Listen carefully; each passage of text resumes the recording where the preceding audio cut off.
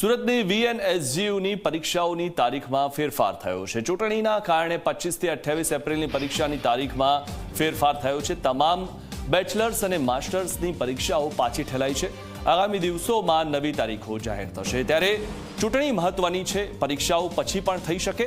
ચૂંટણીના કારણે પરીક્ષાઓ પાછી ઠેલાઈ છે। ચૂંટણી હોવાના કારણે બેચલર્સ અને માસ્ટરની પરીક્ષા પાછી ઠેલાઈ છે। ચૂંટણી થવી ખૂબ અગત્યની છે, પરીક્ષા તો ફરી પાછી પણ લઈ શકાય। આગામી દિવસોમાં રાજ્યમાં મહાનગરપાલિકા, નગરપાલિકા અને પંચાયતની ચૂંટણી યોજવા જઈ રહી છે। ત્યારે વીર નર્મદ યુનિવર્સિટી દ્વારા કોલેજના જે પરીક્ષા યોજાઈ રહી છે તેમાં ફેરફાર કરવામાં આવ્યો છે। ત્યારે આપણી સાથે કુલપતિ છે, સીધા જાણીશું સર કઈ રીતના પહેલા ટાઈમ ટેબલ હતો અને હાલમાં કઈ રીતના આખો બદલાવ કરવામાં આવ્યો।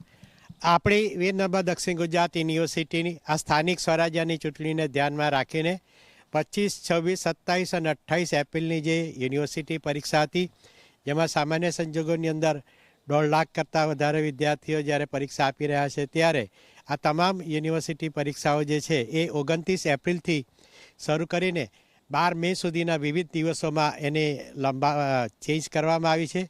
અને ખાસ કરીને આ સાથે સાથે આપણી યુનિવર્સિટીના વિસ્તારમાં 7 જિલ્લાની અંદર 150 લાખ જેટલા જ્યારે મતદારો જે છે, ત્યારે વીર નર્મદ દક્ષિણ ગુજરાત યુનિવર્સિટીના કુલપતિ તરીકે લોકશાહીનો આત્મા, લોકશાહીનું જીવન અને લોકશાહીનો આધારસ્તંભ અને વિશ્વની સૌથી મોટી લોકશાહીનો જે આપણે ટકાવવાની છે, એનું પ્રશાસન કરવાનું છે। ત્યારે આપણે પણ મતદાન કરીએ, કારણ કે આપણી પાસે 18 વર્ષથી વધારે વયના તમામ મતદારો છે। ત્યારે આપણે પણ મતદાન કરીએ અને આ 150 લાખ લોકોને 100% મતદાન થાય એને માટે આપણે સૌ પ્રયત્ન પણ કરીએ અને એમાં આપણે લોકશાહીના જીવનને ટકાવી રાખવા માટે આપણે સૌ પ્રયત્ન પણ રહીએ। સર, હાલ ટાઈમ ટેબલમાં જે ફેરફાર કરવામાં આવ્યો છે, કઈ તારીખ છે અને કઈ રીતના પરીક્ષા યોજાશે? હાલની અંદર જે તારીખ હતી એ 25, 26, 27, 28 એપ્રિલની જે પરીક્ષાઓ હતી એ પરીક્ષાઓ જે છે એ 29 એપ્રિલથી 12 મે સુધી એને વિવિધ તારીખોમાં કરવામાં આવી છે। અને જેની અંદર આ 50,000 કરતાં વધારે જે મતદારો જે છે એ પોતાને મતદાન કરશે, એને માટે આ પરીક્ષાઓની તારીખોને તબદીલ કરવામાં આવી છે।